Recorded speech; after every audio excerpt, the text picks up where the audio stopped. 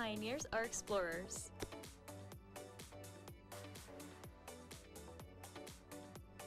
Pioneers are innovators. Pioneers are leaders.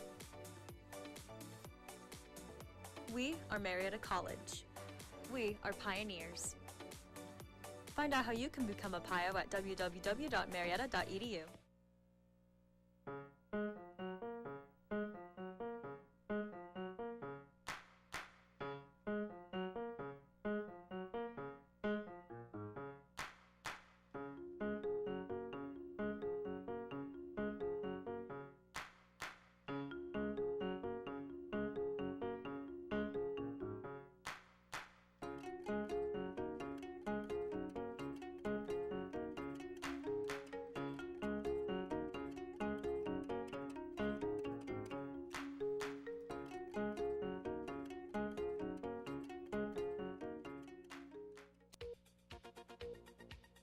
Hello, come up today on NewsCenter 15, Epidemiology and Psychiatric Sciences. Find parenting styles can significantly influence a child's mental health.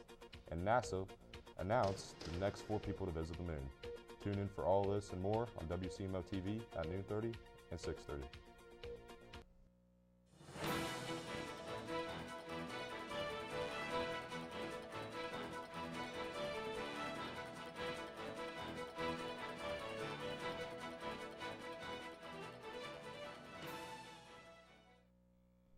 On Monday, Lockheed Martin Corp said that the U.S. Army awarded a multi-year production contract for joint air-to-ground missiles and Hellfire missiles.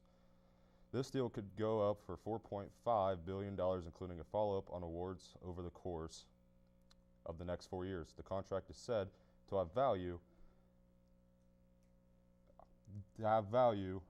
of over $9 million.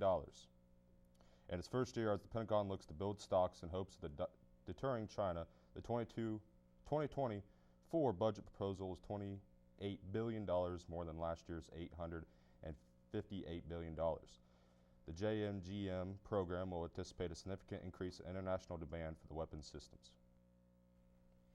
A study published last Thursday in the medical journal Epidemiology and Psychiatric Sciences finds parenting styles can significantly influence a child's mental health. Parenting styles that include physical discipline and over-controlling behavior, known as hostile parenting, were found to nearly double the risk for their children to develop mental health symptoms. The study followed over 7,500 children in Ireland from 9 months old until they were up to 9 years old. It found children who were exposed to hostile parenting were at age 3 were 1.5 times more likely to have high risk for mental health symptoms, and 1.6 times more likely to have mild mental health symptoms by age 9. Let's take a quick look at the current conditions. Here to provide our first look at the weather is Landon. Well, Addison, it seems like Mother Nature has played the ultimate April Fool's joke on us by making it really cold this past weekend, but we're more than making up for it now that we're in the thick of spring and the month of April, with the conditions very cloudy today and an expected high of 64 with the maximum high being 77. We have a moderate UV level of 5, fair air quality, and a rather high pollen level of 10.1, though that's to be expected with all the flowers and trees and other buds that are blooming this time of year. The winds will be running around the south-southwest at about 7 miles per hour. The humidity is at roughly 56%, and it's going to be steadily rising as we get through to the rest of the week. And as you can see from the sunrise-sunset index, the days are definitely getting longer and longer. As you can see, yeah, that's a definite way you can tell that we're in the thick of spring at the moment. And so we're experiencing a bit of a warm spout right now, and it's going to climb even higher as we go into tomorrow, but we're going to get another bit of a cold dip as we get closer and closer to the weekend. But we'll talk a little bit more about that in some more detail when I return later on in the program for the 5-day forecast. And until then, back to you guys at the desk. The suspect who shot and killed 6 people at a private Christian school in Nashville, Tennessee last week has been planning for months to commit a mass murder at the Covenant School, with police citing his journals. The suspect is identified by police as 28-year-old Audrey Hale, a former Covenant School student. The police say that the former student shot off 152 rounds during the mass shooting that occurred on March 27th. He was armed with 2 assault rifles, a handgun, and a significant amount of ammunition at the time of the attack. Police also add that Hale owns 7 legal purchased guns from 5 different local stores.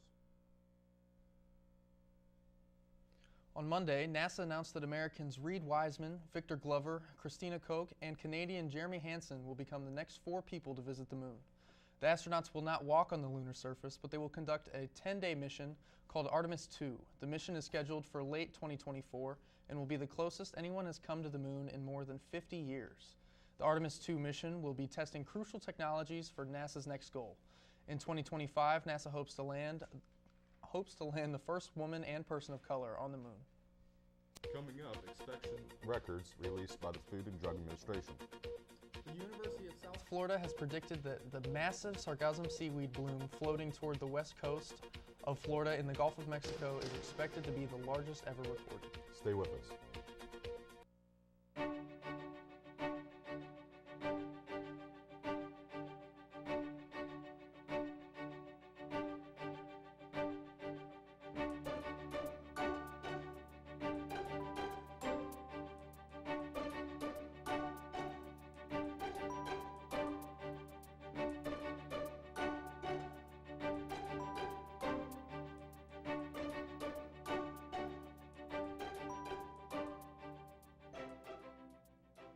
Hey, this is Kevin Love from the Cleveland Cavaliers. Right now, many of us feel anxious. Mindfulness can help you ease those feelings. My nonprofit is partnering with Headspace to offer free content to help you stress less. Head to kevinlovefund.org/headspace.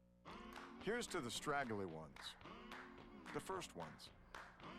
Hey, I look good with this ones. The black, brown, red, and gray ones. The itchy ones. The ones grown by Dad. The ones grown for Dad. The I nearly didn't do it this year ones, and the absolutely filthy ones.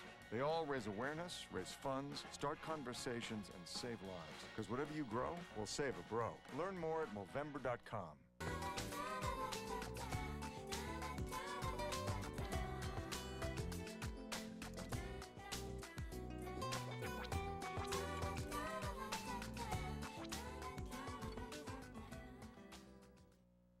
Inspection records released by the Food and Drug Administration revealed that the federal inspections found dozens of issues and eye drops manufacturers now linked to the fatal outbreak of drug-resistant bacteria. The FDA's findings were detailed in citations issued to the Indian manufacturer Global Pharma deal following an expectation from the 20th of February through the 2nd of March. This was a company first visit from the FDA to their plant in India, with no other influences on the record for the site. The inspection came in the wake of a swelling multi-state outbreak of rare and extreme drug resistance bacteria that was linked to the eye drop made by the firm. The outbreak has included at least 8 reports of a vision loss and 3 deaths, with dozens of people infected, according to the Centers of Disease and Control and Prevention. The University of South Florida has predicted that the massive sargassum seaweed bloom floating toward the west coast of Florida in the Gulf of Mexico is expected to be the largest ever recorded. The bloom is anticipated to grow in size, with the quantity likely peaking in June or July. This could lead to major beaching events along the east coast of Florida, the ocean side of the Florida Keys, and around the Caribbean. The exact timing of these events is difficult to predict, but significant impacts are expected throughout the next few months. The sargassum decomposes and releases hydrogen sulfide, which can cause eye, nose, and throat irritation. Visitors to affected beaches are being warned to avoid touching or swimming near the sea. A tragic incident occurred on Monday morning at John F. Kennedy International Airport in New York City, where 2 construction workers were killed after being trapped under rubble. The workers were in a trench at a construction site on the airport's property when the accident occurred. The emergency services responded to the scene, and both individuals were transported to a hospital, but unfortunately did not survive their injuries.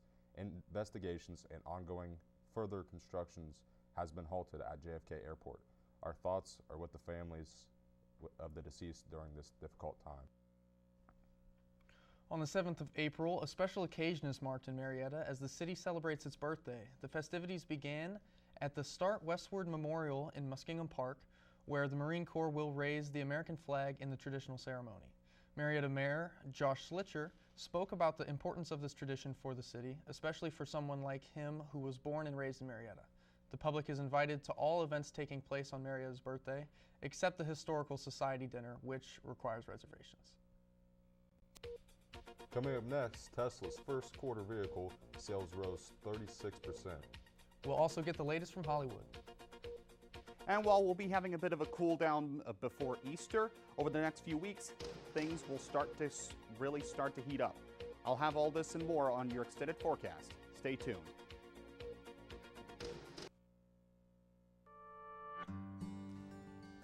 Where are we? We are at Marietta College. This is where we live, at Marietta College.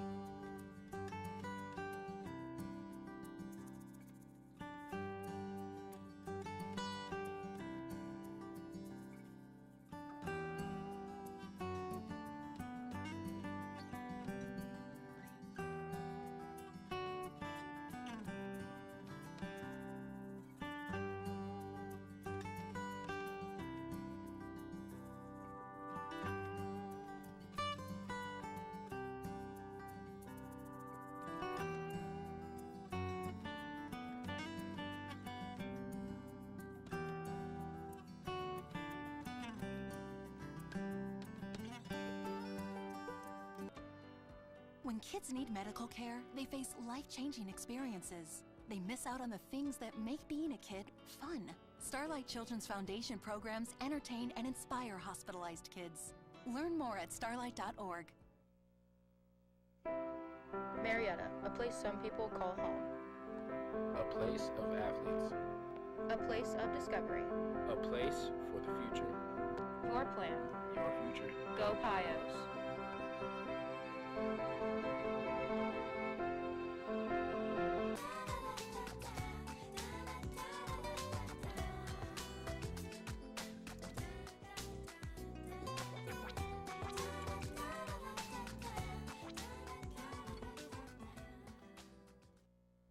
Tesla's first quarter vehicle sales rose 36% after the company cut prices twice in a bid to stimulate demand. The electric car, SUV, and heavy truck maker said it delivered over 400,000 vehicles worldwide from January to March, up from just over 310,000 a year ago.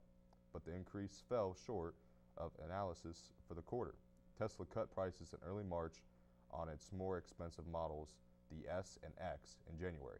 Tesla slashed the sticker numbers on several versions of its EVs.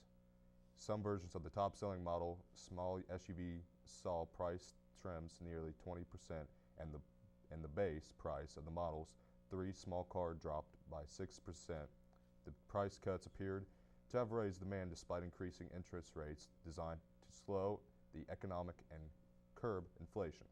Analysts are watching to see if the price drops cut into the company's profit and margins per vehicle. Tesla says it will release first quarter earnings after the market closes on April 19th. Twitter has removed the verification checkmark on the main account of the New York Times. The removal comes as many of Twitter's high-profile users are bracing for the loss of the blue checkmarks that helped verify their identity and distinguish them from imposters on the social media platform. Musk, who owns Twitter, set a deadline of Saturday for verified users to buy a premium Twitter subscription or lose the checks on their profiles. The New York Times said that they are not paying the monthly fee for the checkmark status for their institutional accounts. They also don't plan to reimburse reporters if they have Twitter Blue on personal accounts, except for if the status is essential for reporting purposes.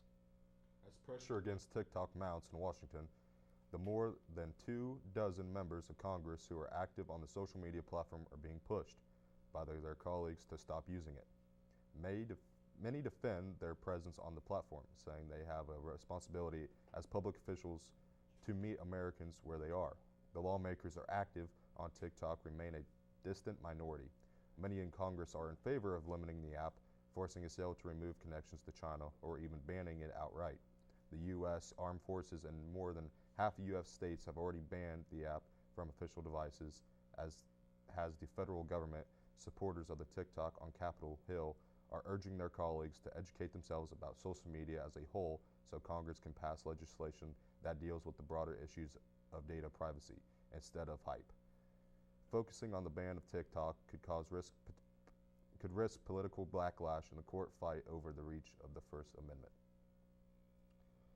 When you walk into a movie theater or turn on your television, you don't always know what you're going to get. Bo is Afraid filmmaker Ari Aster punks his audience, and Royal Crackers put a comical spin on Succession. Hunter has the details with today's Hollywood Minute. April Fools! Moviegoers in New York on April 1st thought they were going to see a director's cut of Ari Aster's 2019 film Midsummer, and said they were the first public audience to see Aster's new film Bo is Afraid, starring Joaquin Phoenix as a paranoid man who attempts to get home to his mother's and it results in a series of bizarre adventures. The horror comedy opens in select theaters on April 21st. And the new adult animated sitcom Royal Crackers is about family, money, power, and snacks. Series creator Jason Ruiz says he was inspired by the HBO drama Succession, but instead of the high stakes of Succession, they are fighting over the most inane, hilarious things. Royal Crackers is now playing on Adult Swim. That's it from Hollywood. I'm Hunter. Back to you guys at the desk. Thanks for the look at Hollywood, Hunter. Now we're going to head back to Landon for our look at the extended weather forecast. Well, as I've said before, Addison, we're going to be experiencing rather warm temperatures today and tomorrow.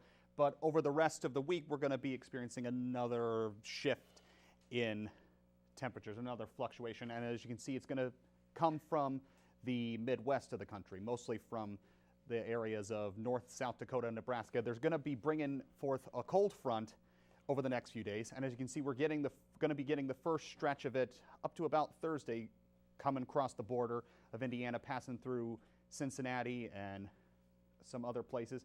As for right now, we're relatively calm today, but there's going to be a bit of a spike in temperatures starting tomorrow, and that's the perfect segue into the 5-day forecast. Wednesday, we're going to be experiencing a round of thunderstorms in the second half of the day with an expected high of 82, probably the warmest we've gotten so far in the year of 2023, and that rain is going to continue on into less threatening thunderstorms, just plain rain showers going on into the Thursday, with temperatures dropping down to an expected high of 68, dropping down further with mostly sunny conditions to an expected high of 59.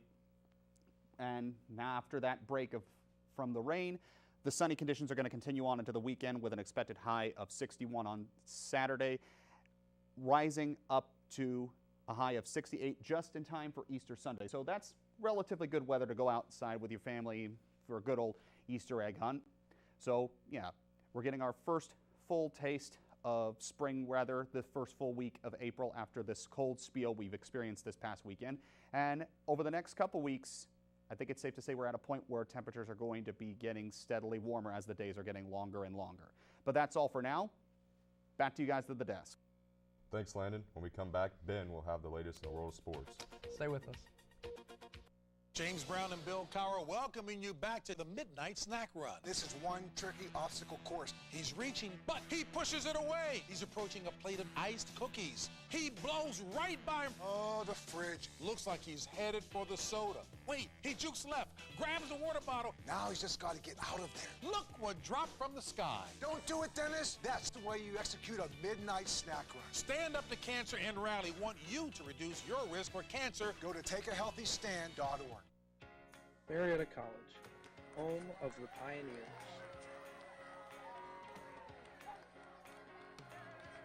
A small town on the Ohio River with a tight-knit community and tons of opportunity. Find a home here at Marietta College.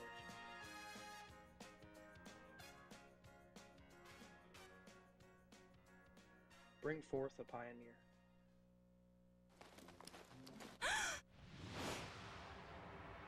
What are we gonna do? Ta-da! All right. Come on, every pony. Woo!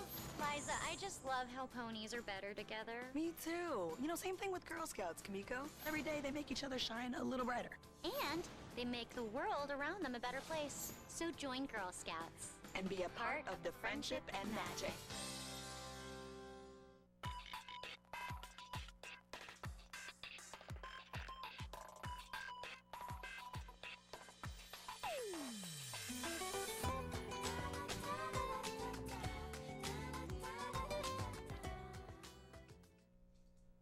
Now we're back with Ben for a look at sports. Tell us what's been happening, Ben. I'll give you the rundown now. The men's and women's Marietta College golf teams rode all the way to Lima, Ohio for the Bluffton Invitational this past weekend. The course that the Pioneers played was Hidden Creek Country Club, with first tee on hole number 1 for the men's was Jacob Conrad, and first for the women's was Evie Gravelin on hole number 10. The first day of the 2-day tournament was a rocky start when 35-mile-per-hour winds hit the Pioneers along with heavy hail onto the greens. This forced the head of the Bluffton Invitational to call the round and to fast forward to the second day of the tournament on Sunday, April 2nd. The Pioneers battled the second day with an 18-hole round, leaving them with one more match for the year with the OAC Championship in a couple of weeks. This year's record-breaking women's NCAA tournament featured breakout starts, upsets, and capped off with the flamboyant Kim Mulkey leading LSU to its first basketball championship. Mulkey's unforgettable outfits were just one of the several memorable moments. There was Caitlin Clark 40-point triple-double in the Elite Eight game, the drama of the South Carolina's quest to complete the latest undefeated season, and 2 #1 seeds being knocked off before the Sweet 16. It led to the highest attendance ever in the tournament's history, to go along with stellar TV ratings in every round. The timing couldn't be better for the sport. It all could lead to women's basketball getting a separate TV deal when the contract expires next summer. Major League Baseball's new rules are working as hoped through the first 4 days of the season. The average game time has been dropped by 30 minutes, stolen bases have doubled, and batting average has increased by 16 percentage points compared to last year's opening weekend. Games averaged 2 hours and 38 minutes through Sunday, with the new pitch clock down from 3 hours and 8 minutes for the first 4 days of the 2022 season, and a 3 hour and 4 minute average. In the first year of restrictions on defensive shifts, the .246 batting average for a 9-inning game was up from .230 over the first 4 days last year, when many games were played in the cold and wet weather. Left-handed batting average increased to .232 from .229 last season in the first 4 days, and right-handed average went up to .254 from .230. That's all I have from the world of sports. I'm Ben. Back to you guys at the desk. Thank you, Ben. Joining us at the desk is Landon for our last look at the weather. Well, after a bit of a spike in temperatures tomorrow, rising up to 82, tomorrow afternoon we're going to be experiencing a round of thunderstorms, continuing on into Thursday as temperatures cool down just before the next weekend starts up, and things will be warming up. After dropping down to 59, we'll spike up to 68 just in time for Easter Sunday, and I'm sure we're all looking forward to that. That is wonderful news. Well, that's all we got for today's broadcast. Thank you for watching. We hope you'll join us Tuesdays and Thursdays at noon 30 and 6:30 for WCMO NewsCenter 15. Marietta College Broadcasting. See you next time.